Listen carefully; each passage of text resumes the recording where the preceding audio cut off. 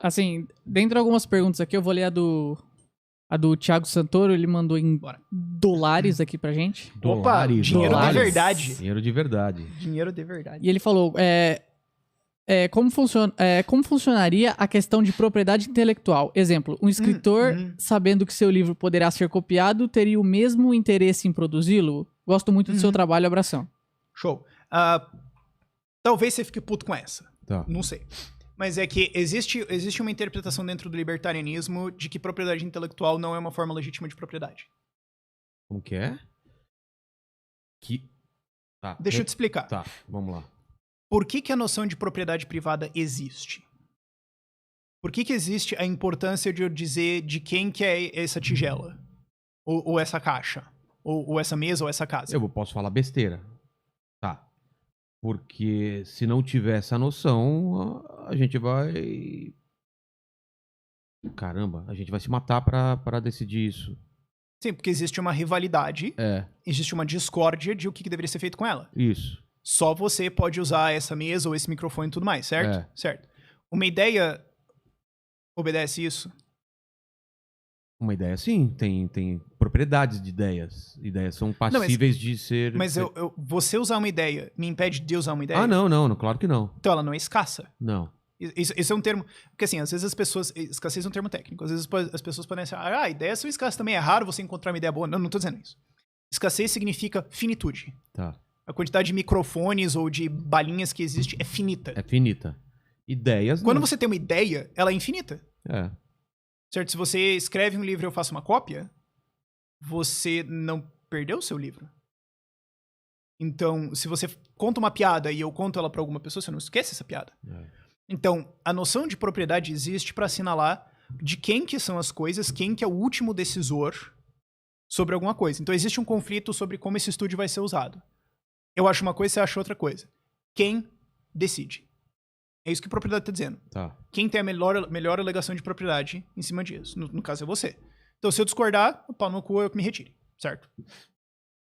Agora, existe um conflito no uso de uma ideia? Não. Então não tem sentido você aplicar a noção de propriedade a uma coisa onde não há conflito. Porque não existe necessidade de eu assinalar quem é o dono se qualquer pessoa pode usar. Tá. Então a noção de propriedade intelectual não existe pra... Tem alguns libertários que defendem isso, é contraditório, mas nesse argumento, porque eles acham que incentivos e tudo mais. Mas o que eu tô dizendo aqui é o argumento ético, é o argumento de por que essa noção existe. Você tá colocando aí invenções? Sim. É? Sim. E daí a pergunta que todo mundo faz é, tá, mas e os incentivos? É. Mas aí que tá. Ética não é sobre incentivos. Certo e errado não é sobre o que é mais conveniente pra mim ou pra você. É sobre o que é certo ou errado. Então, é a mesma coisa que você me perguntar assim, você falou pra você que casamento forçado é errado. Aí você me pergunta, tá, mas como é que os feios vão casar? Foda-se! Pra começo de conversa. Se vira. Pra começo de conversa. É. Agora, mas quais são os incentivos, então, pra alguém casar com alguém que não é atrativo? Não é meu problema. Pra começo de conversa. Agora, o que acontece é que a gente criou uma forma de fazer as coisas baseado em a existência de propriedade intelectual. Sim. Agora, por exemplo, quando você assistiu o Mundo Canibal, vocês eram copiados pra caralho. Sim. E vocês poderiam até ter ganho algum dinheiro com isso, mas isso também não ajudou a divulgar vocês? Sempre tem as dúvidas, até onde ajuda. Vamos colocar tem um exemplo muito bom, que mas, é assim, o canal... Na prática, você conseguiria processar todo mundo que copiou e executar a sentença e mandar parar? Sim. Até um nível de cópia. Sim. Se é prova... Tem um exemplo... Então, assim, era prático pra você, vamos processar claro todo mundo que claro tá subindo vídeo no claro YouTube? Não. Mas então, de facto, na prática, essa propriedade Mas a gente tem um exemplo existe. muito prático agora, que são os canais de corte que pegam o que a gente tá falando aqui, replicam nos canais deles e usam o nosso conteúdo. Cara, são centenas e centenas.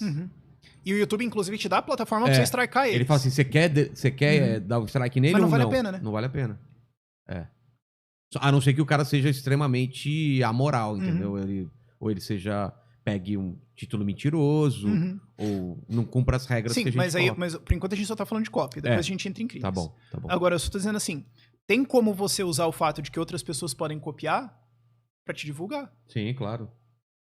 Certo? O que a gente tá acostumado é ter uma estrutura em cima de um incentivo. Agora, a partir do momento que você muda... Tropa de Elite foi copiado pra caralho e foi um puta sucesso por causa disso. Sim. Também, né? Então, tem como você alterar isso. Ah, mas e pra cada indústria? Cara, não tem como eu sentar aqui e falar, tipo, teoricamente, postular como vai ser cada indústria diferente de escrita, de não sei o que. Eu só tô dizendo, mano, você pode usar isso a teu favor e você pode também fazer o que o Netflix sacou, por exemplo, ou o Spotify sacou. Você pode piratear todas as séries que estão no Netflix, você pode baixar todas as músicas que estão no Spotify. Mas você pode pegar um vírus também... É chato, não sei se a qualidade vai vir boa, às vezes a legenda vai vir meio cagada.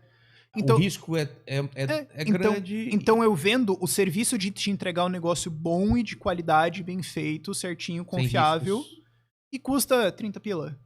Assim, você pode até tentar ir piratear, mas vale a pena, bicho? Não, então paga o negócio aqui. Entendi. Foi o formato que eles sacaram.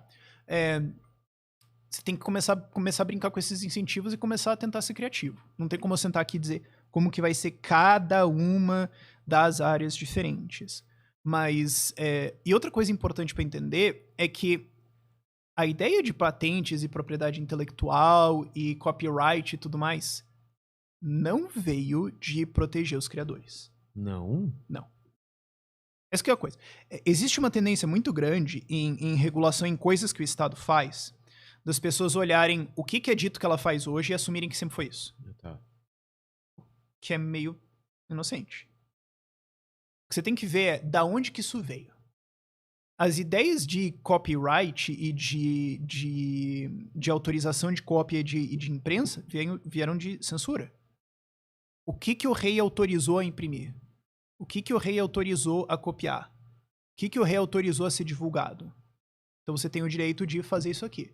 O que eu não autorizei não pode. Isso é parte da origem do copyright. Ah, é? Começou assim?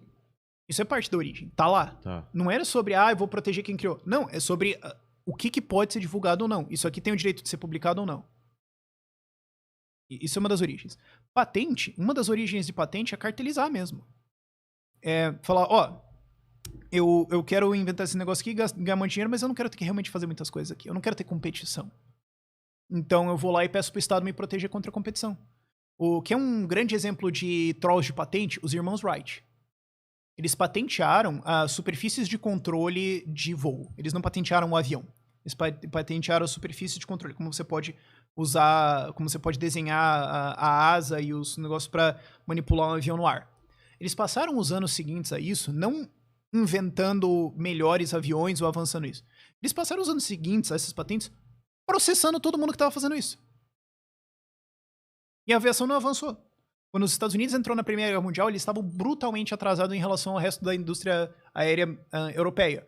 Por quê? Porque a indústria aérea europeia basicamente não tinha muito copyright.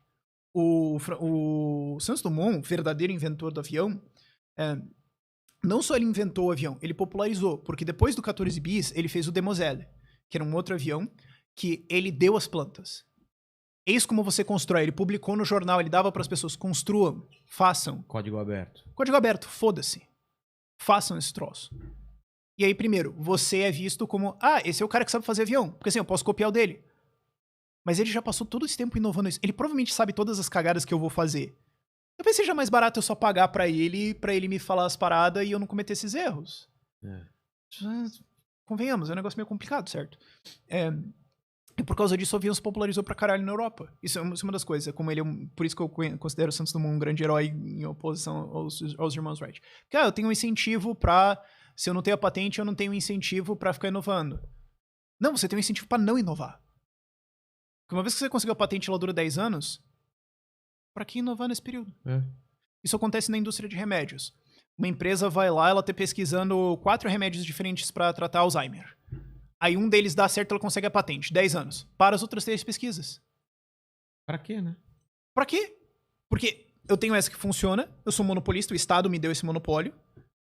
Eu posso gastar com as outras, mas eu já tenho uma que domina o mercado.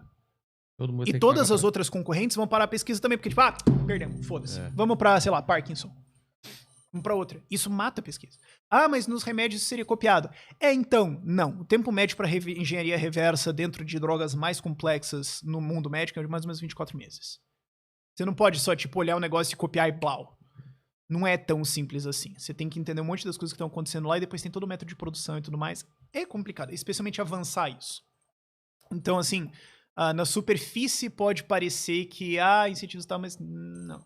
E a origem de patentes, de copyright e tudo mais não tem a ver com proteger os criadores, tem a ver com ou gerar cartéis ou gerar controles de o que pode ser falado, o que pode ser divulgado.